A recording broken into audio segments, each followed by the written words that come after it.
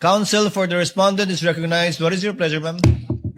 Good afternoon, Your Honors. Good afternoon, ma'am. I just have a few, before I express some statement with respect to the discourse that we just heard from the lead prosecutor, may I just clarify, because I don't know if I'm mistaken, but she did mention that they are now withdrawing 5 witnesses under Article 4, namely the Philippine National Police Firearms and Explosives Office Representative, Mr. Flores, Mr. Magsambol, the sheriff, and the psychiatrist. And one more, the relative of the family Okay. of a victim. That would make it 6. Then that's clarified, Your Honor, because I also heard the lead prosecutor say that Attorney Melvin Matibag will be their final witness for Article 4, and I had neglected to consider the family member listed as one of the reserve witnesses.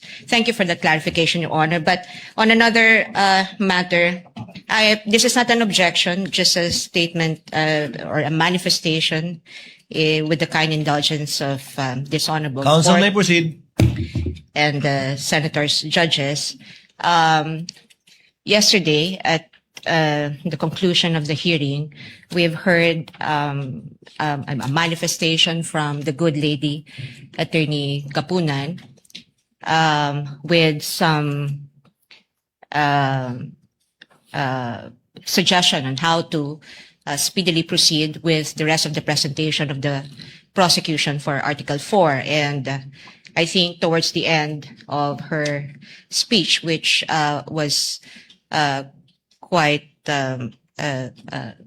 lengthy, was really just essentially informing this court about the fact that they will no longer present Attorney Lopez, whom they had requested subpoena for, as well as Ms. Belinda Bello.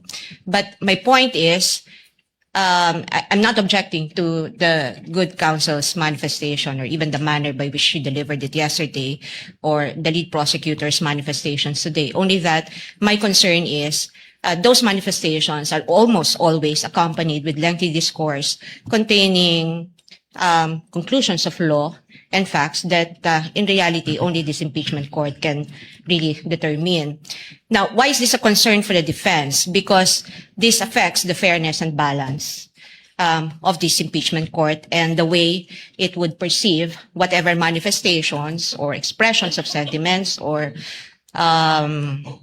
discourses that counsel for both parties will deliver before this court and before the public. Naririnig po tayo ng taong bayan at anuman ang sabihin ng ating mga kagalang-galang na mga miyembro, no, officers of or members of the bar, who also are officers of the court, and we all know that we are before the impeachment court, and therefore we should try evidence and not advocate for the conclusions or the positions that we may have already made even before we went to this trial. And so I'm just expressing a concern on behalf of the defense and just for the guidance of both parties. If the only message that and this goes for both parties, if the only intent really is just to withdraw witnesses, then perhaps it would better serve the purpose of aiding the speedy disposition of this case if that fact alone will, be the only thing that will be mentioned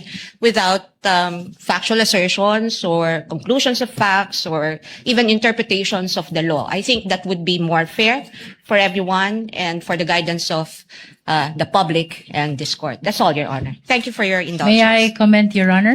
No need, counsel. Let the chair react to the statements made by lead counsel for the respondent. The presiding officer took it as the statements as akin to a tender offer of excluded evidence, very similar to that. Although we are not yet at that stage, although evidence has not yet been excluded, the presiding officer took it as that. Therefore, what is your pleasure? I'll give it to the counsel for respondent. Should you decide not to call witnesses in your witness list, do you want the same privilege of being able to make a tender, meaning an explanation of why you won't be calling these witnesses?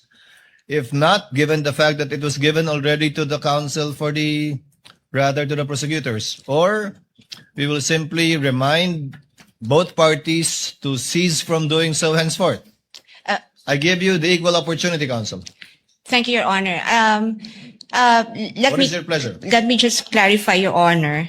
With respect to the presiding officer's statement on it, the chair taking the prosecution's manifestations a tender of excluded evidence, we respectfully disagree, because if this is a tender of excluded evidence, as the presiding officer had said, there was, number one, there's no excluded evidence, because number two, they never offered it in the first place, and number three, they didn't, in fact, withdrew the presentation of these 5, 6, or 7 remaining witnesses that they listed in their pre-trial brief. Number two, Your Honor, I'm not actually asking for any special treatment or privilege or even the same amount of time that were given to the lengthy manifestations and discourses by members of the prosecution. All I'm asking is if the parties may be guided and from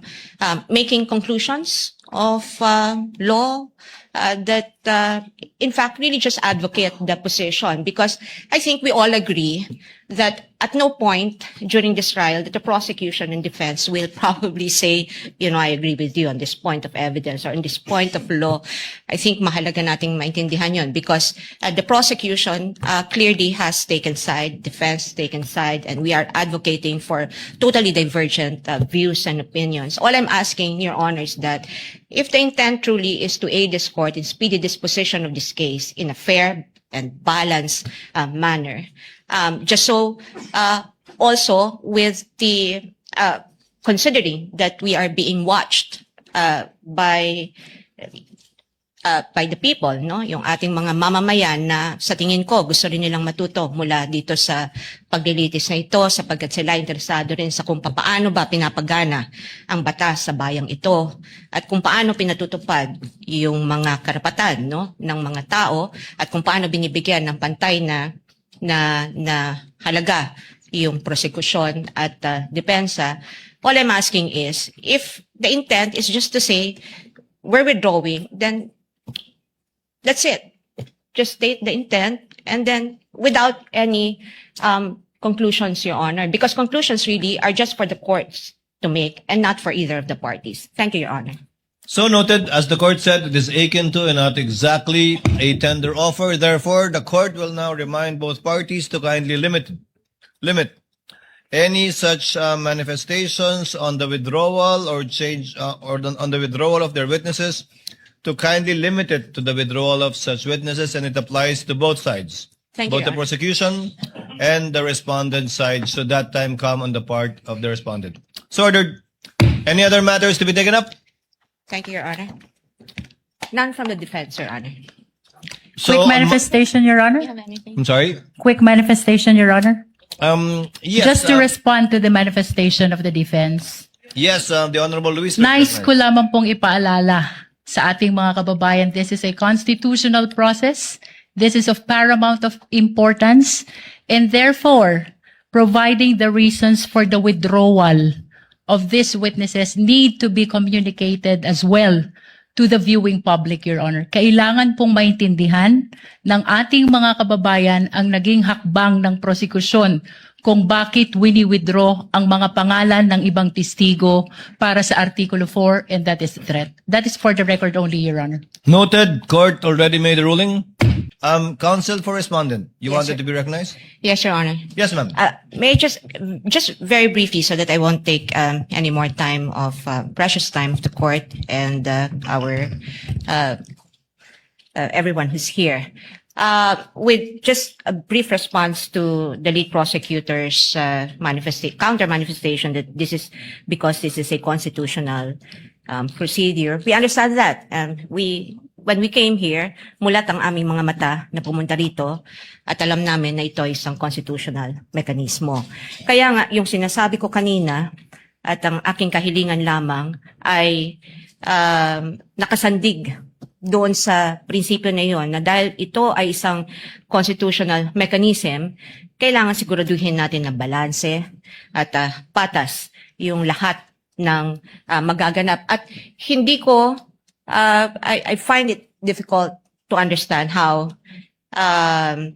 manifestations containing assertions that are laden with conclusions and personal advocacy, and obviously one-sided advocacy of either parties, would help the court arrive at the proper determination of whether the respondent is guilty or not guilty of the charges contained in the articles of impeachment. Hindi rin po ito in response po to our just good senator Pangilinan, hindi po technical na or rules, no, yung aking ini-invoke dito, kundi yung actually it's substantive dahil ito ay nakasandig sa ating salong batas. Salamat po. Any Quick other points? manifestation, Your Honor.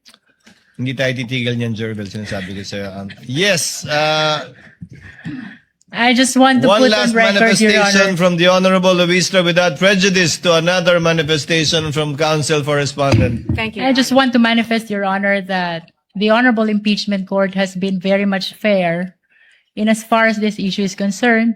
As a matter of fact, the presiding officer even asked the lead defense counsel if she would like to avail of the same opportunity to explain the reason for the withdrawal in the event the defense would be withdrawing likewise their witnesses.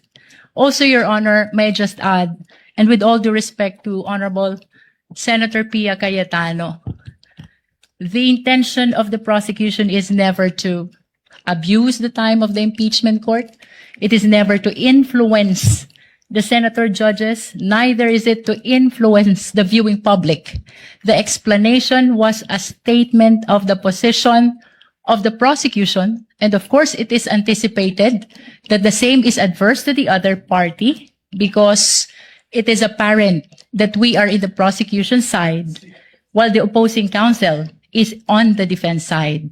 But nonetheless, let me reiterate and put on record, Your Honor, the purpose is not to influence the senator judges, neither is it to influence the viewing public. It is only a statement of position of the prosecution for withdrawing the names of the prosecution's witnesses, Your Honor. Noted, and the ruling of the court stands on the matter. Just a Counsel for respondent. brief counter manifestation, Your Honor. I thank the lead prosecutor for mentioning that the same courtesy was earlier offered to the defense with respect to providing lengthy discourses or manifestations before this court. But I think the point essentially that I'm trying to make is that we're not asking the court for any advantage. What we're merely asking is fairness. That's all, Your Honor. Thank you.